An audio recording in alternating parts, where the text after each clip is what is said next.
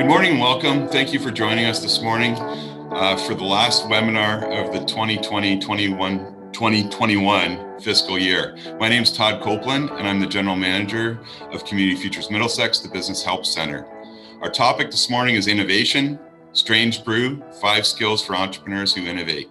It's a great topic to round out our series and touch base on skills that many entrepreneurs and small business owners have had to deploy to overcome challenges of the pandemic over the last year.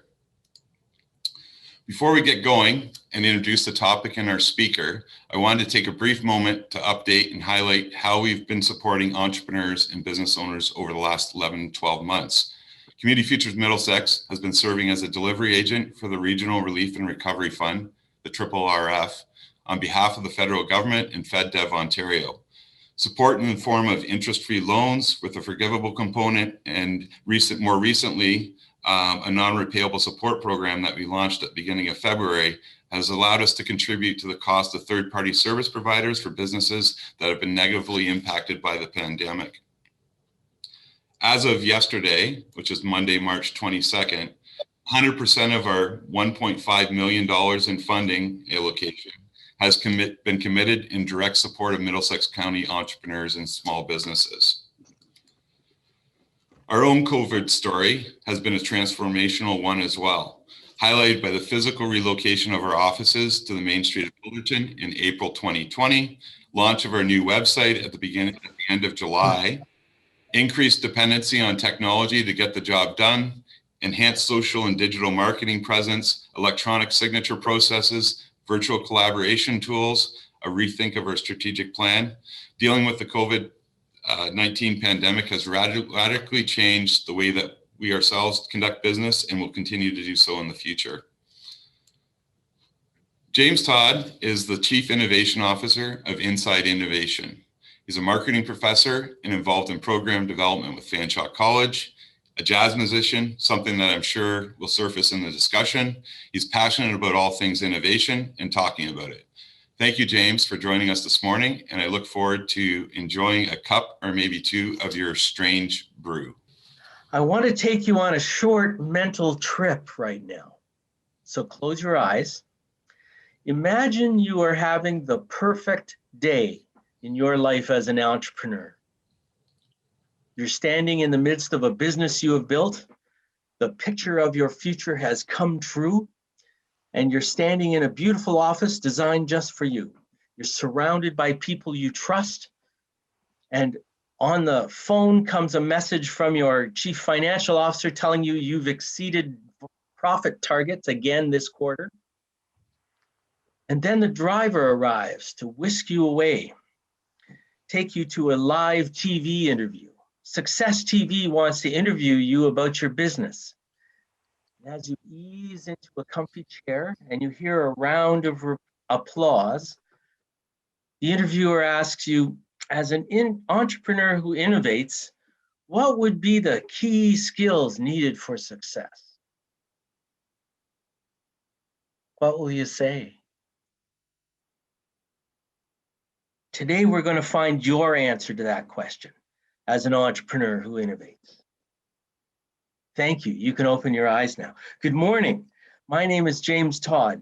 I'm a serial innovator and I've gone from innovation project to innovation project and a longtime student of innovation and creativity, including getting a graduate degree in the subject. But most of all, I have a pretty keen eye and ear for what it takes to actually get an idea turned into reality. What are the skills needed? Well, I've read dozens of books and read hundreds of studies on this very topic. Who's interested in hearing some more? I hope so. The first key skill I want to talk about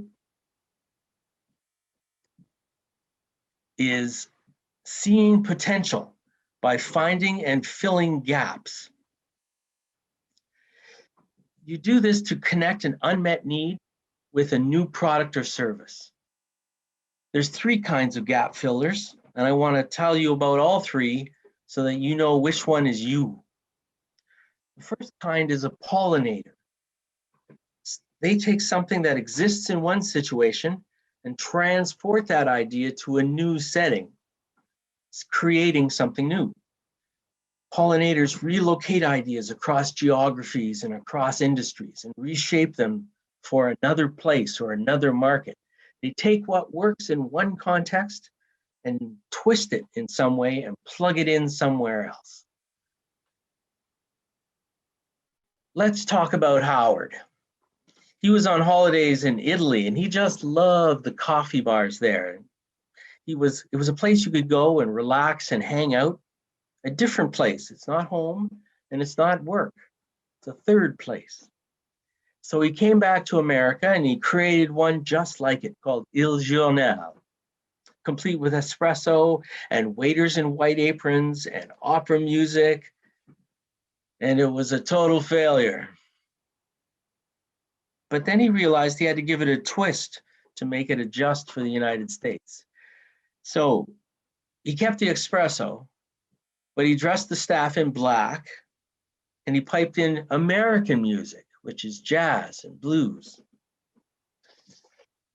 Today, we know this as Starbucks. Pollinators use the power of analogy. They keep some surface elements like uniforms and music, and they keep some underlying elements like creating a third place.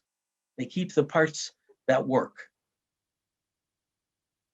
Have you ever been to a garage sale? Sure. And so had Pierre Omidyar. He just put it online. And that's eBay. And that's how easily eBay began. Have you ever been for a walk and had burrs stick to your socks? Sure. George de Mestral had as well.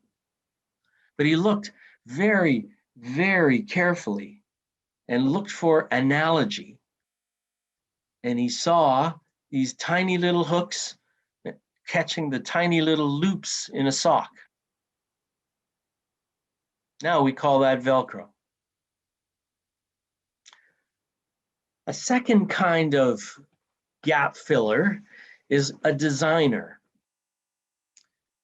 where pollinators energetically pursue an idea, where pollinators are observers and know a little bit about a lot of things. The next kind of gap filler starts with a problem. Designers see friction points, bottlenecks, complications, problems, and they go and craft a solution that solves it. They work from a blank piece of paper and they build from the ground up. They see a vacancy and they envision how to fill it.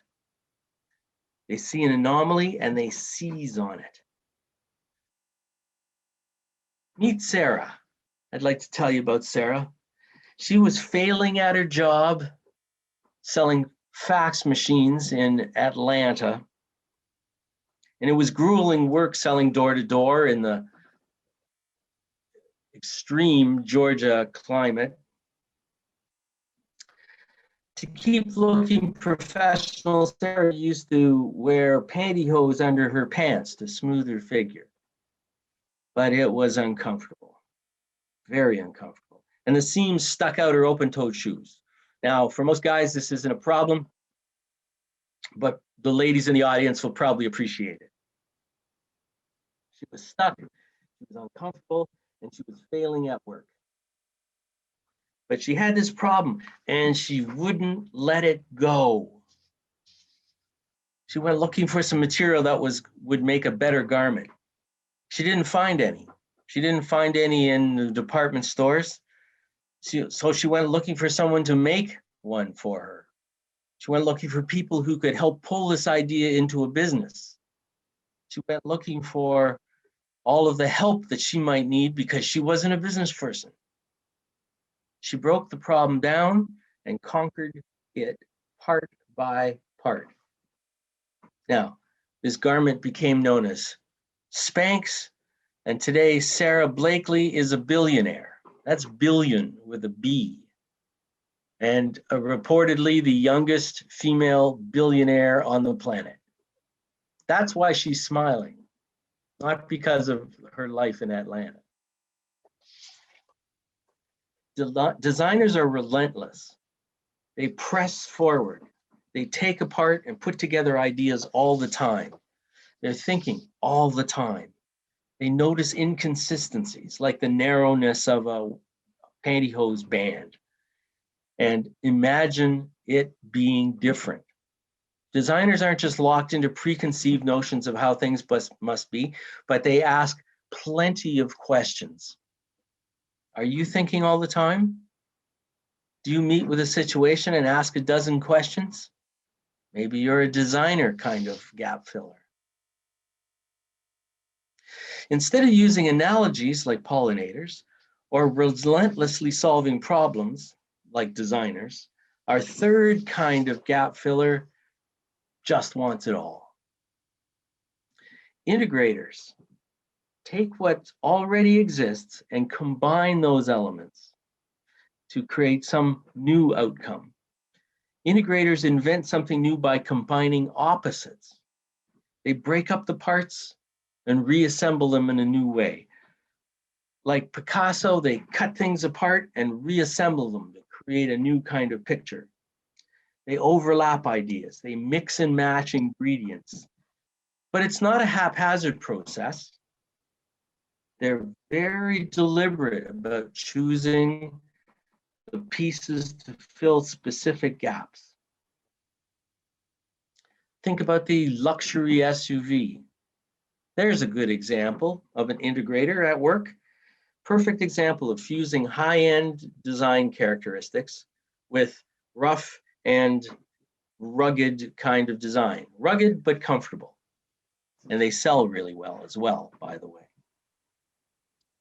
Let me tell you about Luke. Every consumer electronic device on the market has had an improvement in it recently, except sound devices. Most people were using cheap earbuds when Luke came along. And Luke believed that there was a market for upscale headphones for the mass market to deliver the music the way it was meant to be heard and marketed as a fashion statement. He believed all that was going to work.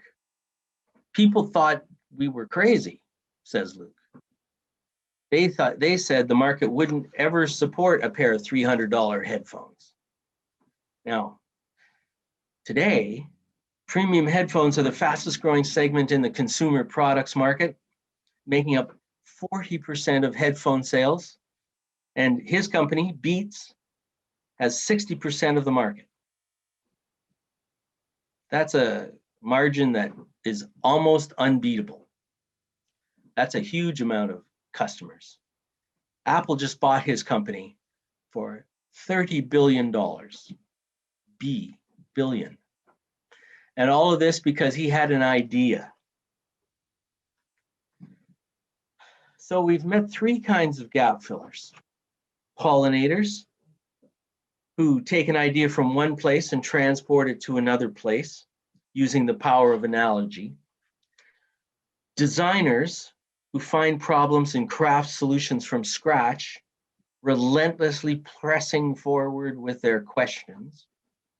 And integrators, who combine existing elements, even opposites, to craft something new in the world. Together, their most important tool is curiosity. They ask questions. So, which one are you? Are you a pollinator? Maybe you're a designer. Perhaps an integrator. Knowing which one is a powerful tool because it gives you the knowledge that your questions are legitimate, that your analogies are powerful, not just an annoyance, that the idea of combining different materials makes sense. Next, we're going to get into that luxury SUV and go for a drive, a high-speed drive. Because the second skill of an entrepreneur who innovates is to be able to navigate at high speed. And you do that by driving for daylight. What does that mean? Driving for daylight means focusing ahead. Imagine you're taking that SUV out on a racetrack and pressing it to the limits. Or perhaps taking it downtown on a high-speed chase near other drivers and pedestrians. It's a very dangerous sort of situation, so you have to be in control. You're going way too fast to navigate by the lines. If you ever notice that on a car chase scene in a movie, they never drive in the lanes. They drive on all of the road surface available because that's what they need. You and trained race car drivers have to focus on the horizon. You need to navigate around immediate obstacles quickly by keeping the long-term picture in mind. Now, in business, that means keeping the long-term vision of your business in mind. In driving, that means paying attention to that distant horizon so that you can see things emerging onto it. Entrepreneurs who innovate have very specific set of maneuvers that they use. First, they set their sights on the horizon. As a business person, you need to have deep clarity about what your why is. You've probably discussed that in any self-employment or entrepreneurship courses that you're taking. You're probably thinking about your mission or vision or purpose about your business. And that's a crucial step because it allows you to handle some really difficult things. Meet Drew. Drew had an idea. When the iPhone launched in 2007, he realized that there was going to be a problem handling documents on lots of different platforms, on phones and smartphones and computers and Apple devices and PCs, and that they'd all need a way to handle files simpler. So he quit school and he founded this company called Dropbox. Anybody here heard of Dropbox? Sure. It was a race to get that business built because other people understood this problem as well, but he worked feverishly and he succeeded in creating a file hosting service and a business platform to go with it.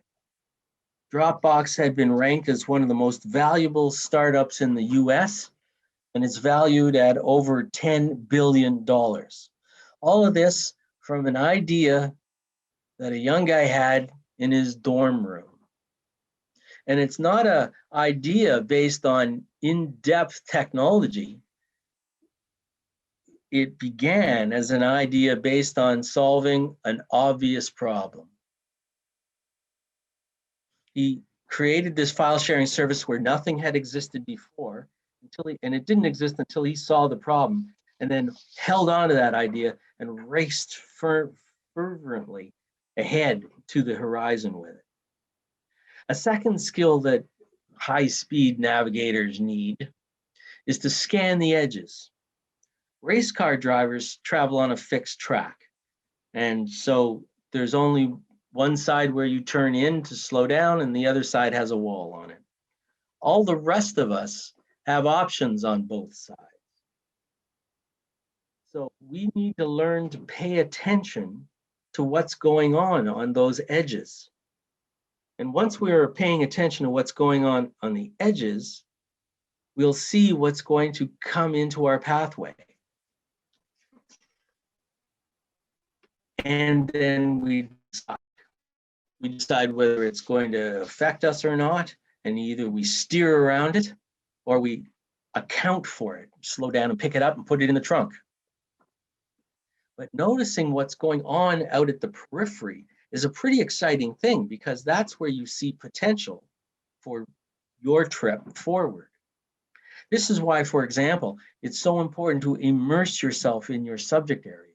You probably heard this from some of your coaches. that you should, whatever your subject is, it could be drywall, it could be hair fashion, it could be selling apples on the side of the road. But in all cases, you need to be an apple expert or a drywall expert and know everything that's going on in that field. So when something new happens, you're ready to adopt it. Let me introduce you to Robin. 1999, she had her first encounter with ride sharing. Bicycles in Germany could be hired at one spot, ridden wherever you wanted to go, and dropped off wherever you were finished your trip at the next storage rack. And she immediately saw the potential for hiring cars that way. And in year 2000, a year later, she launched Zipcar with 3 cars and an app. And in 3 years, she had 750,000 members, 10,000 cars, and in 20 cities across the US, together with 300 college campuses, very popular with college students. In 2013, 4 years later, Zipcar was purchased by Avis, the big budget, the big car rental company, for $500 million. And this is a woman starting out with a business loan, 3 cars, and a simple hiring app. I also like to point out that her hair isn't bright golden blonde like Sarah, that she has a few years on, a little bit of mileage on, just like me. Ideas can arrive at any time in your life, and you can capture them and turn them into gold anytime in your life, as long as you're scanning the edges. It's a perfect example of a pollinator, and it's also an example of scanning. The third maneuver that high-speed navigators use is to avoid nostalgia. Notice we talk a lot about thinking about the future, about driving things forward. Well, whether you're a pollinator or a designer or an integrator, when you're traveling at high speed, innovators refuse to let the past hamper their progress. I want to share with you some interesting research from Robert Barron at the Oklahoma State University. He's discovered that entrepreneurs who own their own business, entrepreneurs just like you, are less likely to dwell on the past than others. And I say, of course, they're busy creating the future. They also experience less regret and are more willing to acknowledge mistakes to themselves and acknowledge it to others. Why? They spend all their energy on what they can do next. They don't worry about what they did in the past, but what they can do next in the future. So, we've talked about 3 skills for 3 maneuvers for navigating at high speed. Which one of them do you think you might use? What one thing do you think you could use and do differently to be more effective? Could you focus more on your vision and mission? Could you do a better job of scanning? Could you do a better job of letting go of the past? All of these will help you navigate at high speed. The next skill focuses on how you make decisions. Anybody had to make a decision recently? Sure you have. And when we make decisions, whether you're a race car driver or you're in running a business, we're constantly faced with decisions to make. One after another, and we need a model that can guide us when we're making those decisions. I'd like to introduce you to the OODA loop. Here is a simple 4-step process for making decisions. Observe, orient, decide, and act. We start with observing. Observing means to acknowledge exactly what's happening, exactly what is going on. Entrepreneurs who innovate have a real passion for the truth.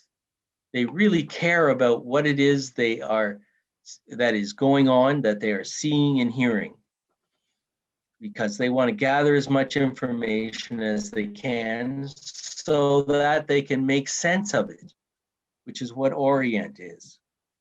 Decide what it means, you choose what's relevant, and you draw conclusions, and you make assumptions.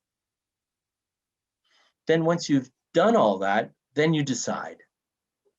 It's the point where you take all the information, make a decision, choose a course of action, choose a single path. And then once you've chosen, you act. So that's the OODA loop. The next step after act,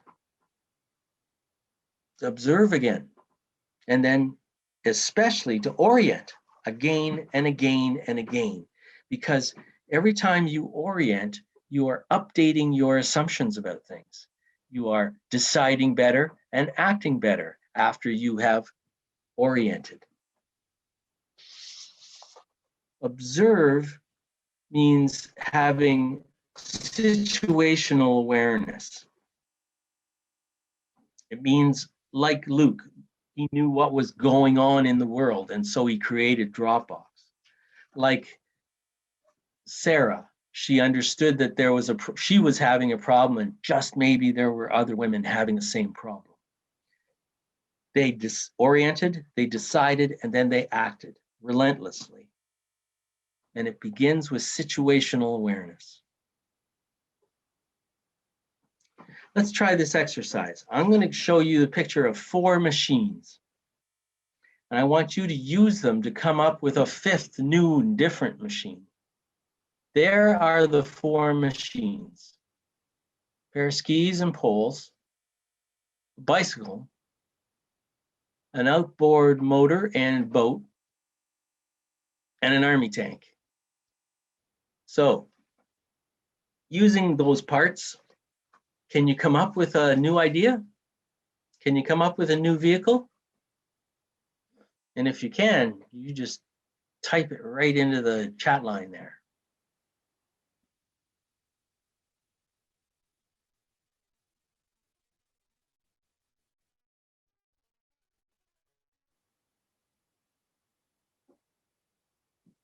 I'll just give you a minute. Ooh, amphibian vehicle. Ooh, skidoo. Someone's seen this one before. Yes, of course, skidoo. Amphibious vehicle is also possible because you use the boat instead of the skis. But there's the skis, and there's the handlebars from the bicycle, and there's the outboard motor, and there's the tank tread. Excellent. I'm glad someone dropped onto that.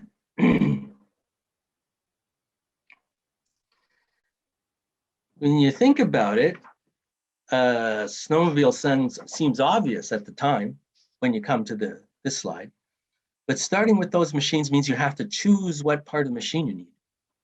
And decide means you cut through the ambiguity of the situation. You make some rapid decisions about it, which somebody did when they posed the word skidoo. Act usually involves acting twice. Deciding and then acting. And then after you've acted, act again so as to disrupt your competition. So you're selling apples at the side of the road, and suddenly you've got a roadside stand on the opposite side of the road. Because you know from the traffic studies, there's as much traffic going one way as going the other. So you put up a second stand to capture that traffic too. Get your neighbor's permission and carry on. That's an example of acting twice. Acting, putting up the stand, but acting again by putting up a second stand. This decision cycle, this OODA loop, was originally designed for jet pilot fighters who are in high-speed tactical combat, but it applies directly and beautifully to business as well. Because we face these decisions constantly at high speed, and we always have to focus on the orient step, where we give meaning to the facts that we see. This process will become instinctive with practice, and it'll keep you one step ahead of the competition. So in summary, you want to state and update your assumptions, which happen at the orient stage of orient, observe, orient, decide, and act. So what assumptions have you made about your business? Could be market assumptions, assumptions about people, assumptions about processes, assumptions about the equipment that you have to have or don't have to have. When was the last time you wrote down your assumptions and then thought them through? There can be a lot of power in doing that, and that unleashes the power of this third skill. The next skill involves the F word, failure. We want to make failure a friend, so you need to fail wisely. How do we do that? Entrepreneurs who innovate share one trait in common that appears quickly when they get together to talk, and that is failure. So even the successful ones cultivate the ability to be truly, even brutally honest with themselves about success and failure, about what works and what doesn't work. And at the same time, they have a firm resolve to move forward, to deal with it. Dealing with failure requires us to be self-aware. And that, Daniel Goleman tells us, is the foundational skill of emotional intelligence. If we have the skill of being self-aware, we can develop the other skills of doing something about our awareness and being aware of other people. It requires us to become clear about our shortcomings and to acknowledge when we need help. So, remember Sarah and that great big smile? She must be comfortable in her pants. She knew how to fail well.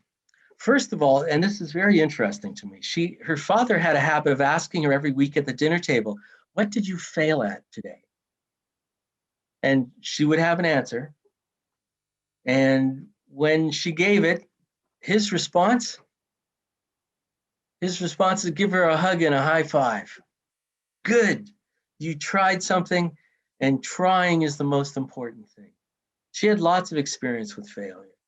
She was failing at selling fax machines, remember? She failed at trying to get into law school. She failed that twice. She failed in high school athletics.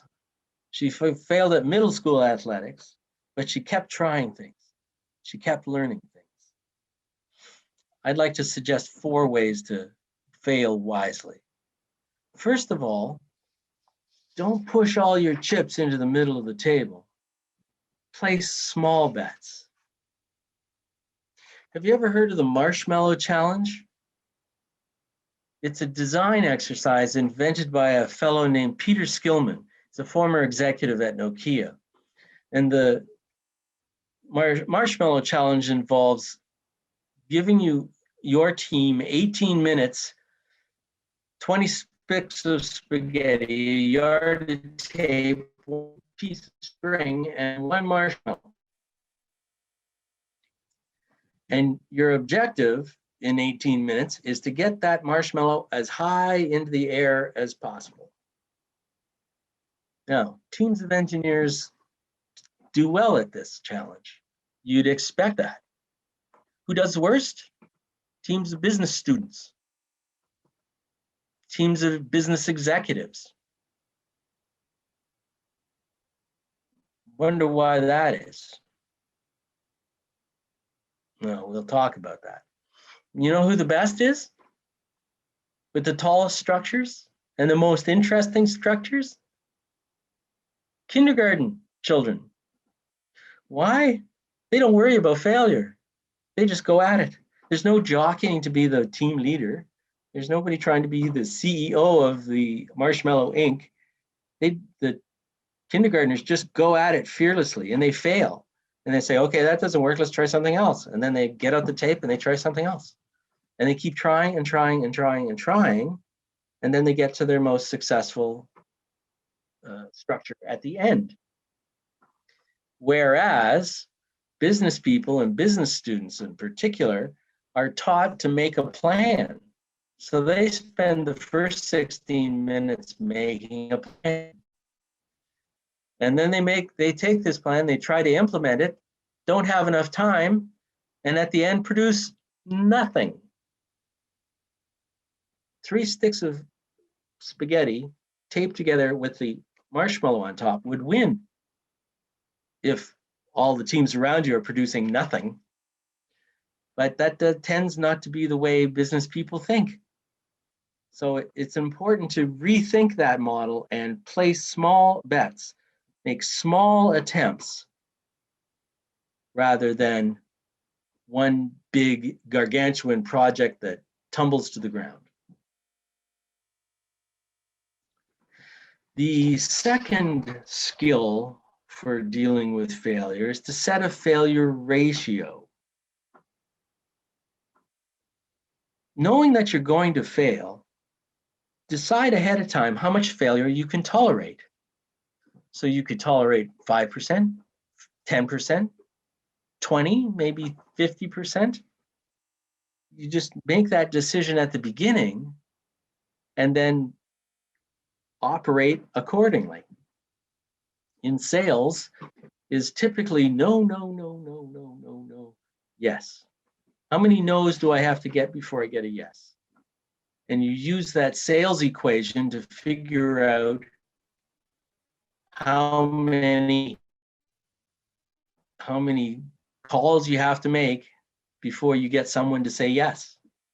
How many cars have to drive by your Apple stand before one turns in? Count traffic, divide by amount of typical traffic, that's how many visitors you'll get. Good baseball player comes up to the bat and hits the ball 3 times out of 10. Hitting the ball 3 times out of 10 will put you in the Hall of Fame. That's good batting. Not so good batting, 2 times out of 10. So 70% of the time they fail. But that level of failure is tolerated. That's what's expected in the game of baseball. So this frees you up to experiment. You know you may not hit the ball, so you can try a new stance. Try holding the bat a different way. I'd like you to meet Eric. Eric is the CEO of Google. He encourages failure ratios. He encourages his employees to spend 70% of their time on their job. And then another 20% of their time experimenting with something that's related to their job. And then another 10% of their time experimenting with whatever they'd like at all, anything that they have their mind to. It appears he's willing to accept as much as 30% of failure and waste. Good for him, because he knows that out of those attempts will be the next Google Chrome or Google Plus or Google Drive or Google something that's going to make him another bazillion dollars.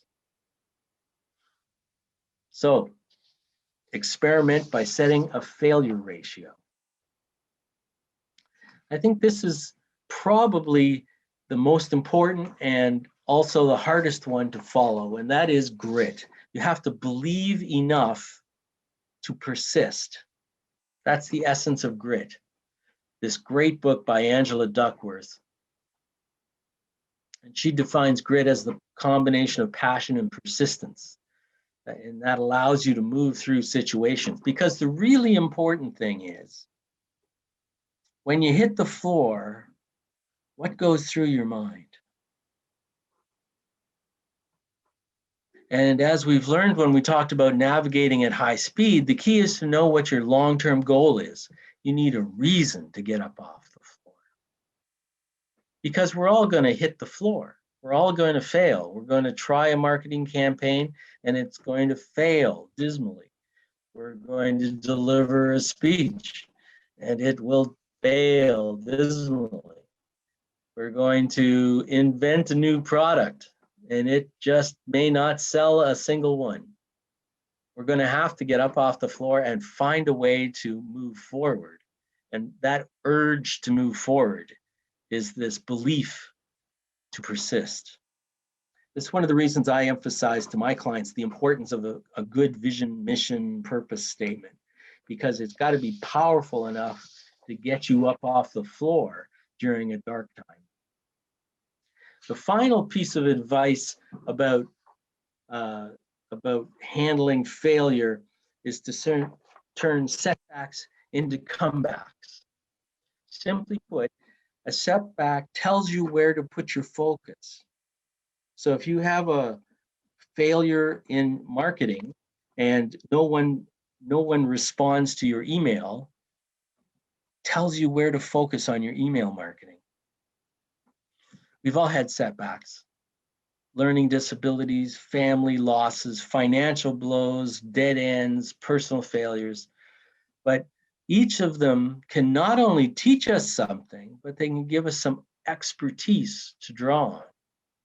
That's the basic idea behind the growth mindset. A great book by Carol Dweck. She talks about the difference between the growth mindset and the fixed mindset. When it comes to beliefs, people with a fixed mindset believe that skills are inborn. Either you can or you can't. And failure is something shameful that should be avoided.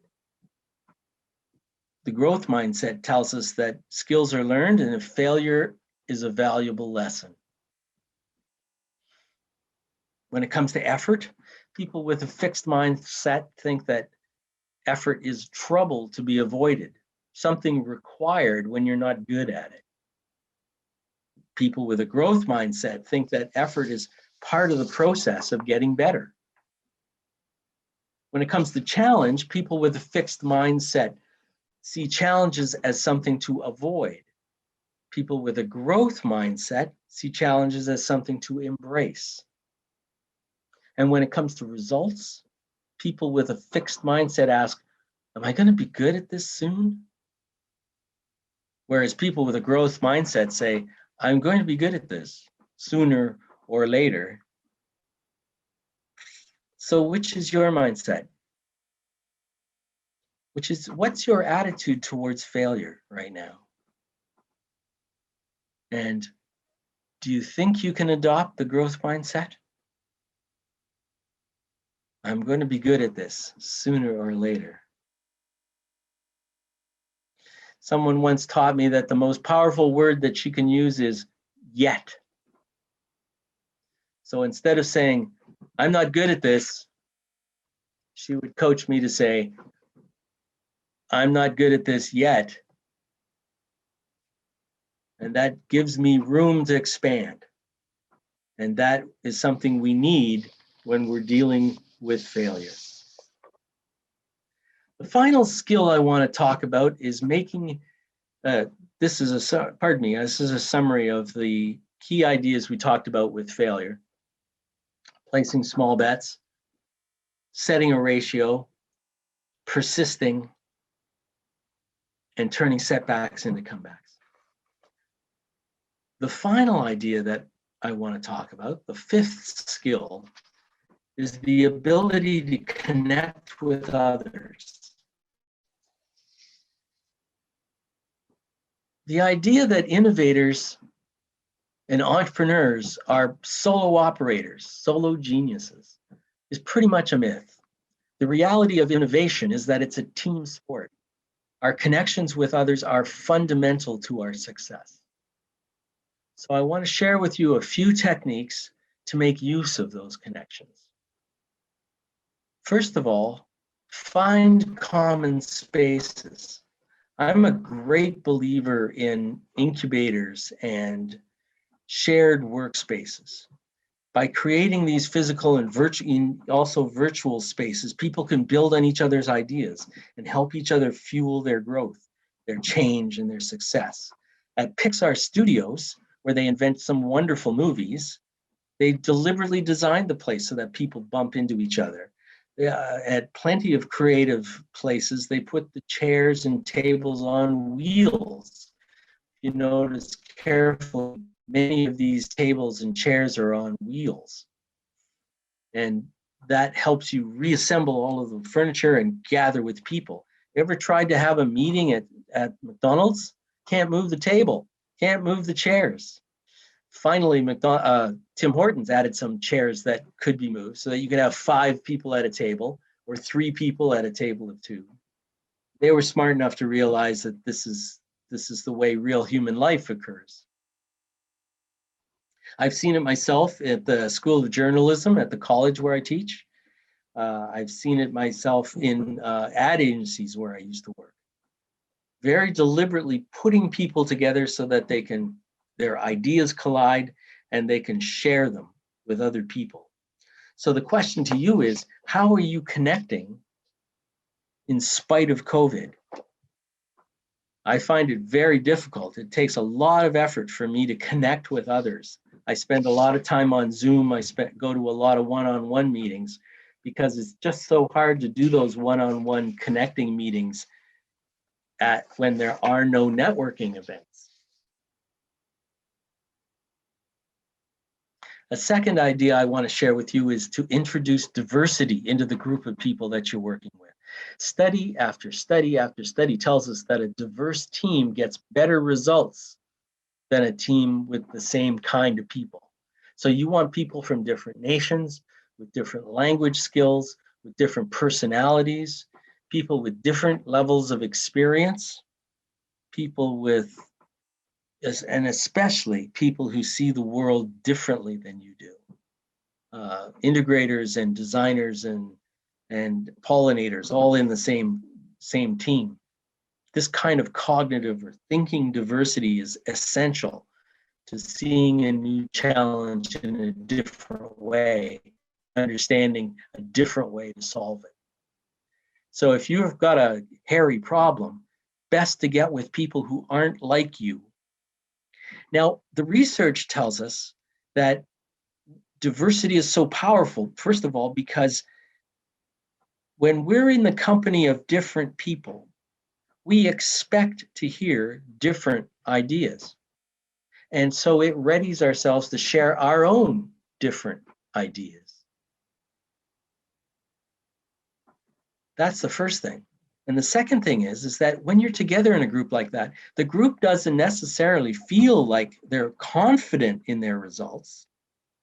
They may even say out loud that they don't think they're very effective.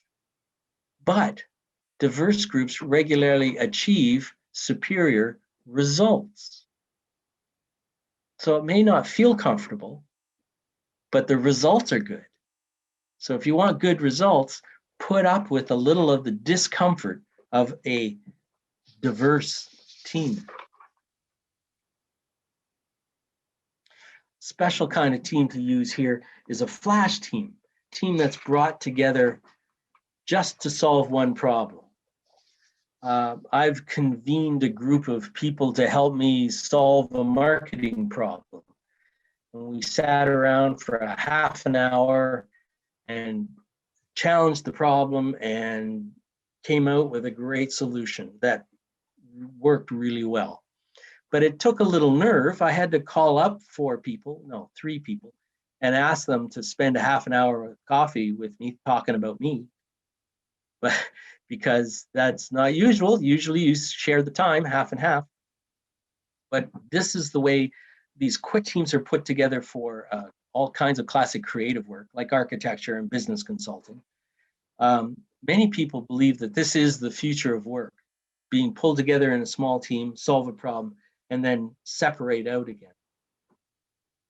And finally, there's a there's a very particular group of people you should be able to gather together. It's a creative community, I call it, or a council. Studies show that building community around us is essential for serious success. And it's not just any kind of people, but these four kind of people. First is a master teacher. You want to have someone around who's going to teach you the patterns and formulas and conventions and constraints of your business.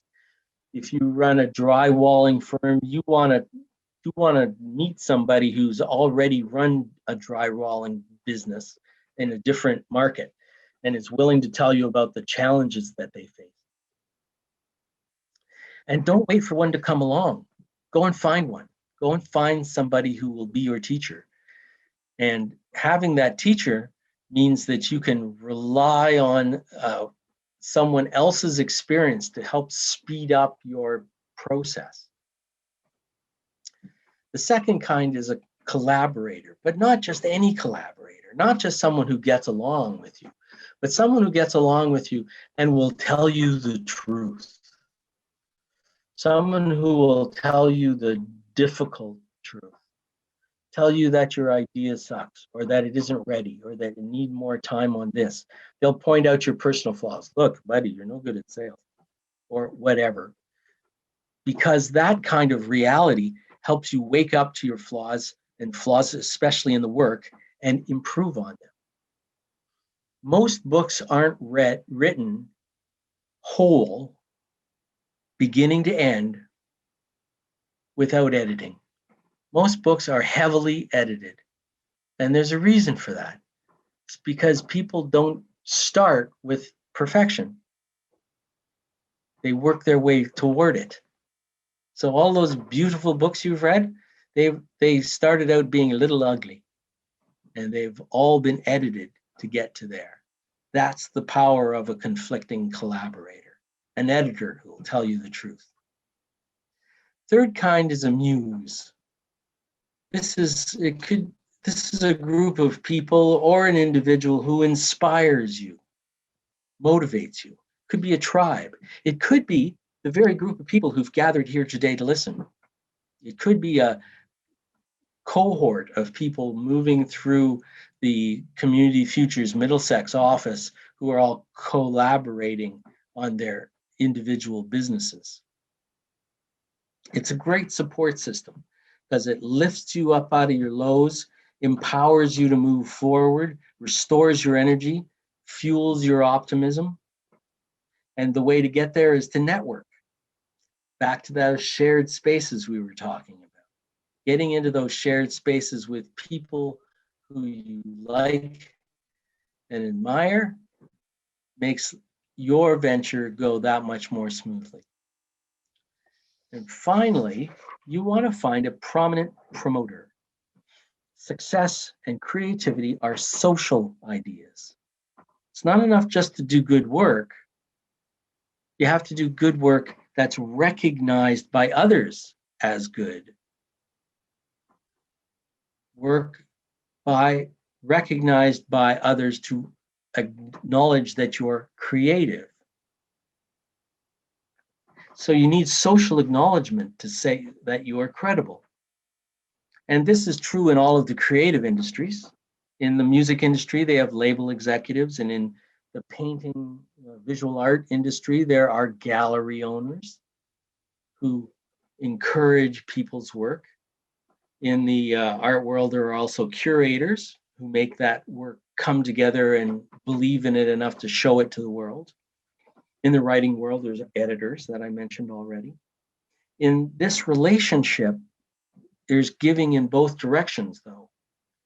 The prominent promoter gets access to new and fresh ideas, and you get access to their reputation and credibility. So if you can find a prominent promoter, you'll find someone who can empower you to release your work to the public, whether that's art or business. Together, these four form a kind of committee or council. They don't necessarily meet, although when they do, that can be a very powerful experience. So the question is, what kind of council do you have? Are there any gaps?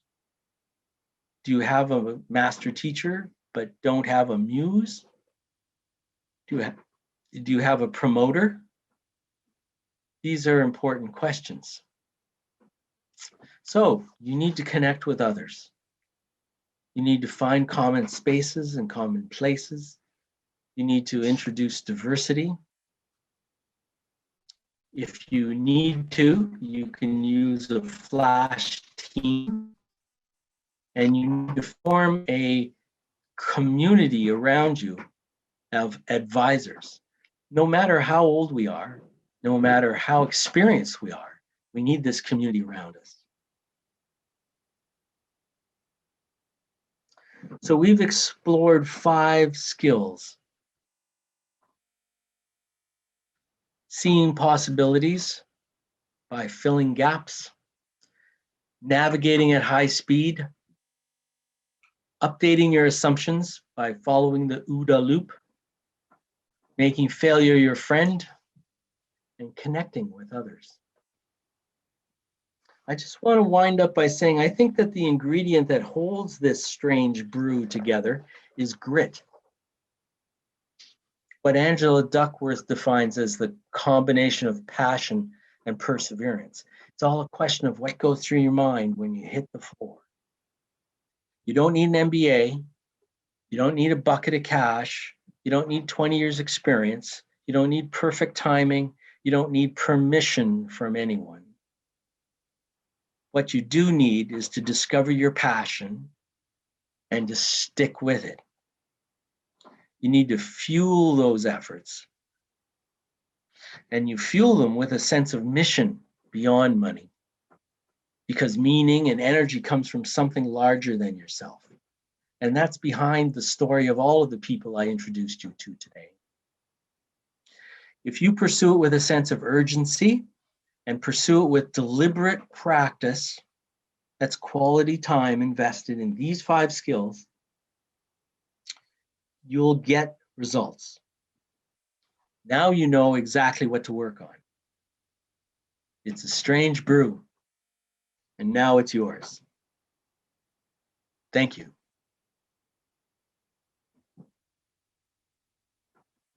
I'd be glad to take any questions from anyone who's here on the call. Some people like to speak up. Some people may want to pose those questions in the chat line. Whichever you do is fine with me. Yeah, thanks, James. I guess, great presentation.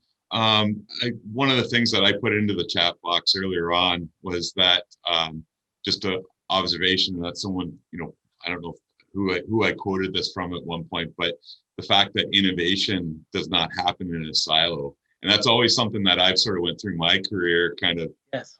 with that mindset. And it really speaks, I think, to what you're talking about at the later end of your presentation. About Especially when you're connecting with other people and relying on them as a connection. Yeah. And then the second part that I was itching to ask you a question about, right? In terms of go ahead. And your perspective on it, because I've spent my career in some innovative roles and supporting innovation. A lot of times it's been connected to the urbanized areas. So it's been connected to coming out of an academic type institution, or working with more established companies, like bigger companies that feel they're innovative, right? But they're more challenged to become innovative. Now I'm in a sort of a role, and I'm seeing it working with entrepreneurs and small businesses, but in a rural context, right? And I found that just sort of, I think there's a key distinction there. There's a big difference between rural and rural innovation, but innovation happens in both areas.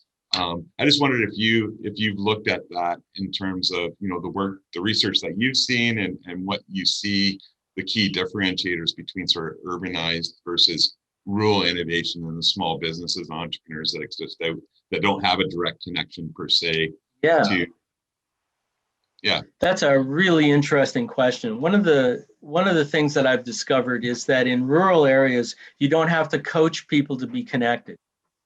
Rural areas seem to naturally find each other. People in rural areas naturally find each other because they need to rely on each other.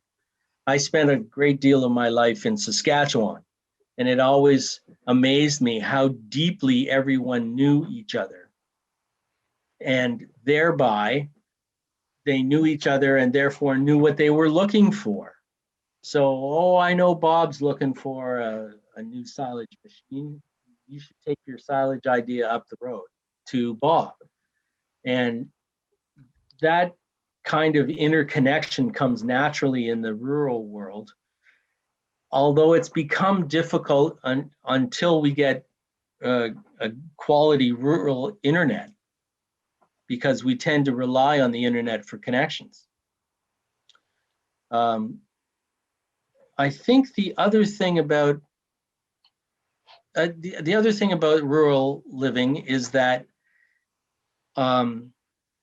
it's not like rural people living in rural areas are change averse. They're quite willing to take on change. They may be risk averse. You don't want to change crops and risk not getting the kinds of returns that you had in the past. You don't want to change your seed type because it'll mean buying new seeding machines. They're not change averse, but they may be risk averse. And so being risk averse heightens a barrier to innovation. And so you have to be conscious of it and manage your risk. So risk management becomes a very important element of business planning and business venture planning. And I think maybe I would tie that. I think that's a good point. And one of the things, having been involved in some of the strategic planning and economic development strategy development for Middlesex County recently, and completion of that exercise, what was an interesting fact that came out was that within, if we talk agricultural community and the whole, and if you look at this part of southwestern Ontario, it actually has, the agricultural community has the highest rate, which I found an amazing fact, right? The highest rate of technology adoption in all of Ontario in agriculture is within Middlesex County. And I think that's a strength that shows that I guess that community is actually embracing these technologies and taking, some risk. They're managing that risk, but their adoption of technology it can be a hindrance to innovation and change, right? So as you mentioned, so very good. I was at the farm show just before COVID hit in London, and I was truly amazed at the level. Every booth seemed to be about technology adoption. Yeah, and I think, go ahead. Go ahead. No, I was just going to say, but also I think that's the other myth about innovation, that it has to be linked to technology, right? Because it's process, right. It's other things. So our mainstream innovators have been forced to, innovate to survive, right, over the last years. And sometimes it's the challenge that you have to overcome that forces you to think differently than, and change practices and that type of thing. So I really appreciate, the time that you spent with us this morning. We've gotten a couple of questions now that we've had this little discussion. Great. So we have, I think we have an artist that lives in the rural areas that is forced to use the internet in the arts, right? Right. So it's highlighted. Yeah, that's me. Hi, Sylvie. Yeah. Hi, Sylvie. So, and one of the things, obviously, having not very good bandwidth out where I am, I hope I'm not choppy on the other side. Sometimes I am. I actually run a website for an art gallery. Wow. And so I'm always trying to innovate reaching customers, and as well as helping in the gallery and getting new exhibits. Yes, excellent. Good for you. Do you find that Well, actually, brings you in contact with lots of artists?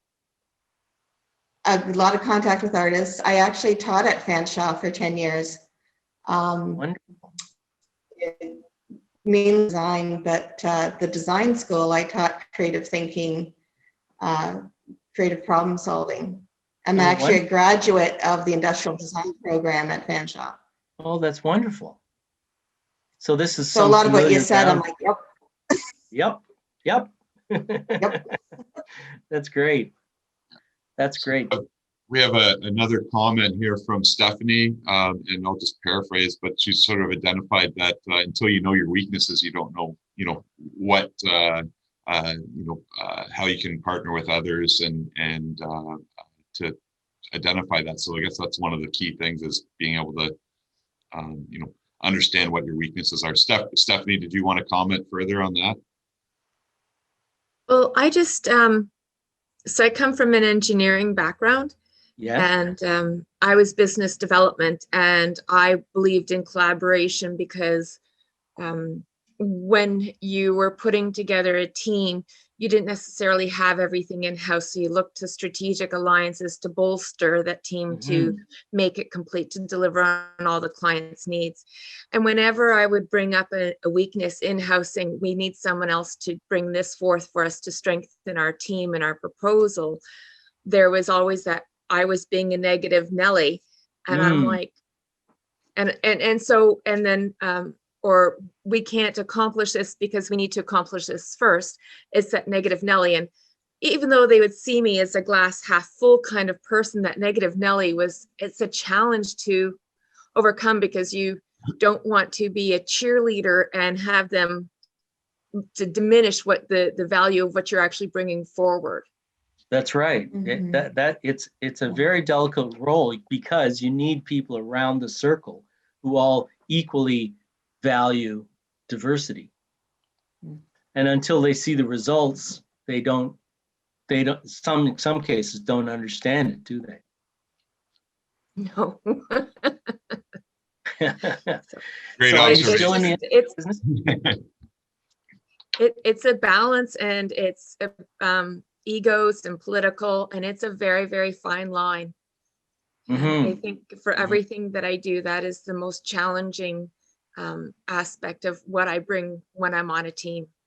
Yeah. I think the most powerful phrase you can use with those people is according to the research. The studies say, because once they learn why diversity is important, not just diversity is important, but why diversity is important, then they can adopt it. They can hold on to it, because it's been validated scientifically. You're dealing with a population with a group of people who are all rational thinkers, predominantly, and were, I believe, and that rational thinking wants to have reasons to believe, not just beliefs. Yeah, that must have been a challenge for you. So go ahead, Stephanie. No, go ahead, Todd. No, I was just going to say that that sounds like this whole, that innovation requires a champion, or, that pollinator role that can kind of bring, like that James had mentioned, that, you just keep on fighting the battle, and it's inspiring people to consensus building, right? It's really, it absolutely is. It absolutely is. Very good. So I don't see any other questions, and we're reaching about a quarter after here. I know, James, you mentioned you'd stay along as long as it took, but I think I'll just try to sum up the presentation as far as I saw it. I think, James, you gave good examples of people in your presentation that have innovated in different unique ways. And you also shared some tools and practices that hopefully, guidance to being successful and being an innovator, and avoid, I guess, through partnerships and collaborations you touched on, and you also with the hopes that you can either mitigate or new approaches to embracing the F word, which I thought for a second there I didn't know where that was going. I had the censor button. I had the censor button ready to fire, but then I realized, oh, he's talking about failure, so I let it go.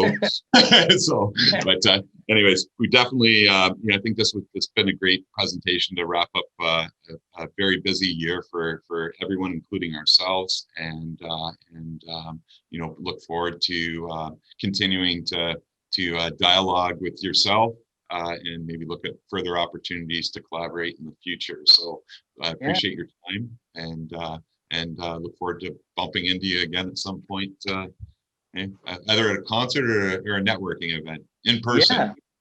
I look forward to that as well, and I want to thank everyone for being here. It's wonderful to have so many interested people to talk to. Great, thank you, James. Thank Have you. a good day. Thank you, Stephanie and Sylvie. Thank you for posing your questions. It's great. Cheers. Cheers.